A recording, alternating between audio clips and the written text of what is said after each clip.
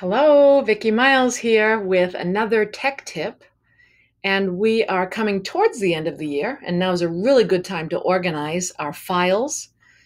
And one thing that has helped me is to become organized with my Edulastic tests. So that's what we're going to talk about in this particular tech tip, how to create what's called an Edulastic playlist. Now, I first heard about this earlier this year, and I was intrigued. And I dug into it a little bit over one of the vacations, and I'll show you what I ended up making. I'll show you one of my playlists. So I'll log in to Edulastic with my teacher account. This is my dashboard. All of the classes that I have some association with are listed. My playlist button is down at the bottom, so you're going to click on the playlist button. And I'm looking at grade 9 on my filter, mathematics. The entire library is showing there are 28 playlists in the entire Edulastic library aligned to grade 9.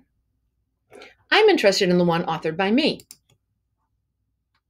So you can see that I've created 4 different playlists, and I'll take a look at this Algebra 1 playlist. We have teachers at the middle school who teach Algebra 1 and teachers at the high school. So when I created this, I was able to share it with all of the teachers. In Algebra 1, we happen to have 11 units of instruction. And so each one of these modules, we call them, aligns to our unit of instruction. Number and quantity is our Algebra 1, Unit 1.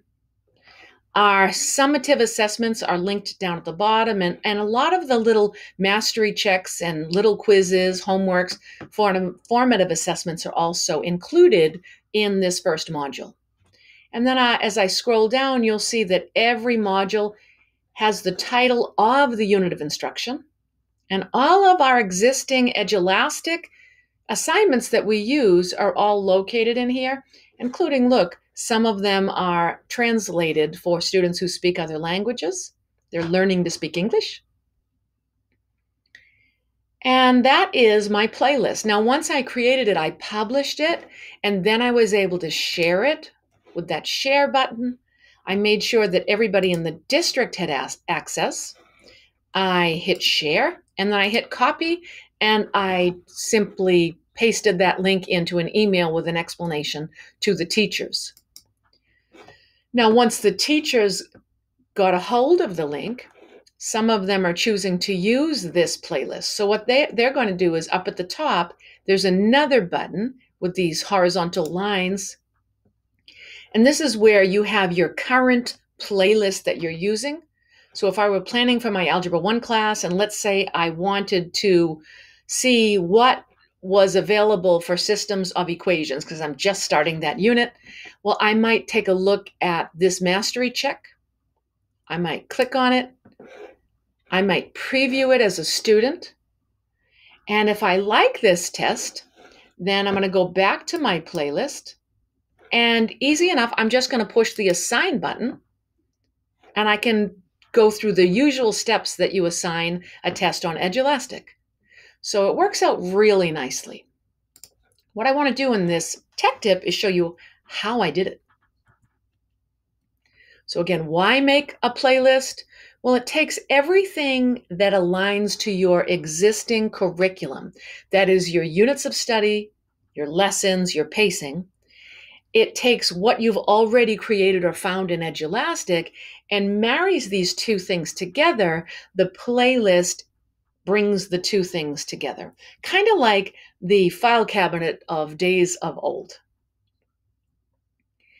So here are the steps that I went through to create my playlist. I logged into Edulastic, I clicked the playlist icon and then the new playlist button. Show you those icons now. There's your green icon for playlist and then the blue button for new playlist.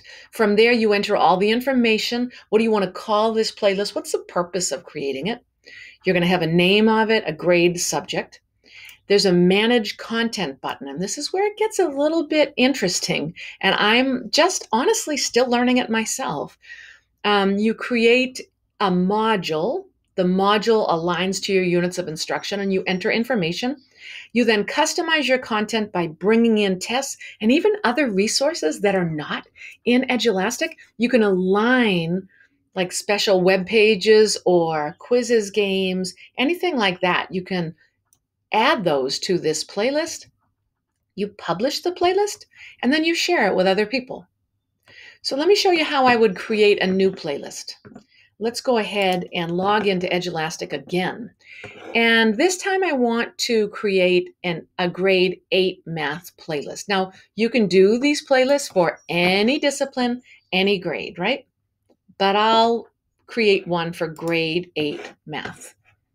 So new playlist, grade 8 math.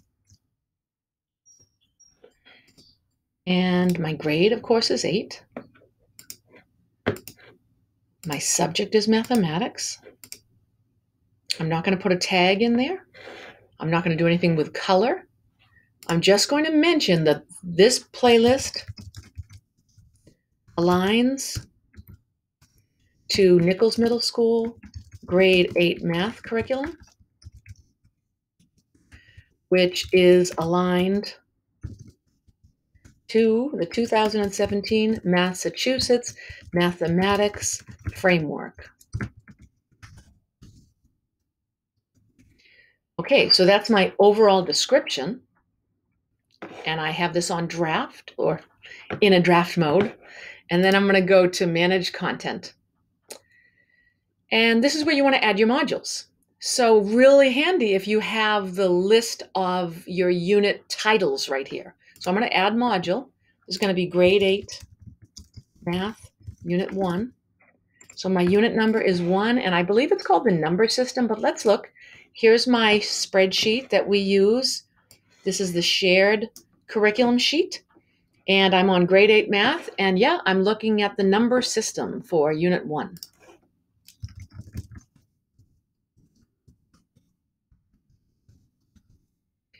The description of that, I'm going to find the description by clicking on this UBD file, which then will take me to this Understanding by Design document. I'm just copying this description of grade 8 math. I'm pasting it right in here. Kind of big font, so I think I'm going to size that down to 14 points, and I'm just going to add. So that's unit 1. Now I can also add another unit. And I recommend adding all of your units before you link the tests into each module. So this is called grade 8 math unit 2. I believe this one is called exponents and scientific notation. Let's check. Right. And then this one links over here to this UBD, exponents and scientific notation. And then here's the description, which I will again size down. All right, so you go through like that and you list all of your units. So I'm going to end up having to list 11 units, which is fine. Each one of these units has existing common assessments. So it would be a great idea to put the common assessments into this playlist, wouldn't it? So this is where what I'm going to do right now is just hit the save button. It's still in draft form. I haven't published it yet. But over here under tests, you see that there are, you can search by keyword. There's also this filter. I'm going to click on filter. And I don't want to do the whole library because I know that I've actually authored these. Now, maybe you didn't author them, so you want to do the whole library. I want the ones that are published. Grade 8 is fine, mathematics is fine, and the collection I did share with the district. So I'm going to hit apply. And my grade 8 tests are here, but I want to do grade 8. This is my title now, Unit 1 Assessment. I know those words are in my title. So it's not showing up, so then maybe it's just grade 8, Unit 1. What if I do that? There it is, grade 8, Unit 1 Assessment, the number system. Now what I'm going to do is I'm going to drag this into this module. And there it is. Anything else I also have found and used for this particular unit, I'm going to just either type in the name of it. I can also search by standard. So over here under resources, I can search by standard. This is going to be grade 8. This is mathematics. I like my standard set. I usually align to Massachusetts mathematics, sometimes Common Core, but typically Massachusetts frameworks. And what's in this particular unit of instruction is 8NS1. So I just click on that button that expands my standards, and I look for 8, grade 8, number sense 1 and 2. These standards are both part of that unit of instruction. It is grade 8. So maybe this will narrow it down for me. It says it's unable to retrieve standards, so I have to do it again. Here we go. Let's see what that's like. And I'll hit apply. Nothing really showed up. My last thought is maybe when I created some things, I didn't align to mathematics or Massachusetts framework. So whatever it is, this is what took the time for me.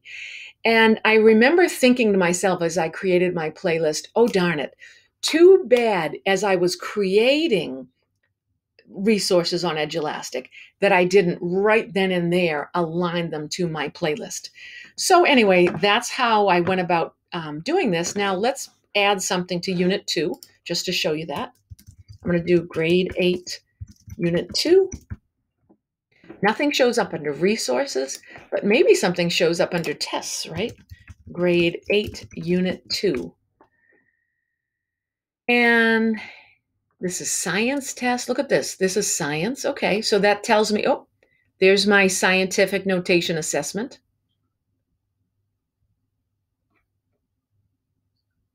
Mid-unit quiz for grade 8, Unit 2. That's interesting.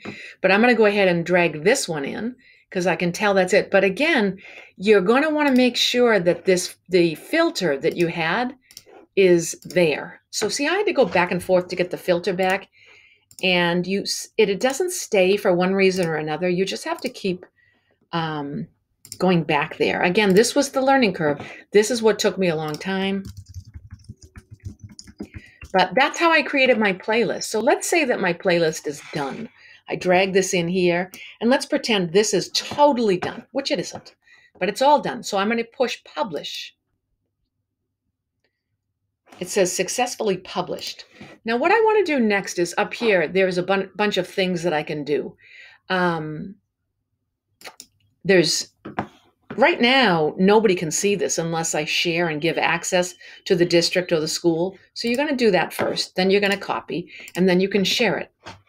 But let's say that you actually want to go back and you want to edit something because you just created a test and you wanted to go back. So here's your edit button. Now here's my dashboard, right?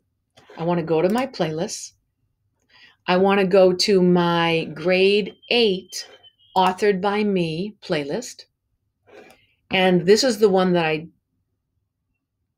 I just published. This is the one that I just published, right? Because it says published. So I'm going to click on this, but I want to edit this. So I have to hit this edit button. And under settings, there's a special setting that I want to point out to you.